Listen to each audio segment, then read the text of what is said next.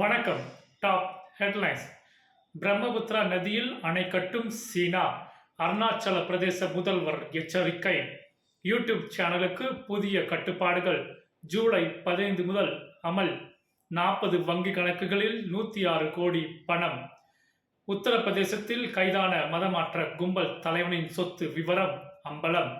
பெங்களூருவில் 100 கோடி சிப்மெண்ட் மோசடி. கென்யாவுக்கு தப்பிய கேரளா ஜோடி.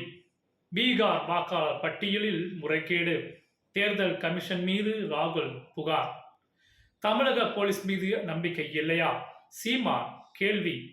பிரதமர் மோடிக்கு நமீபியா நாட்டின் உயரிய விருது வழங்கி கௌரவிப்பு.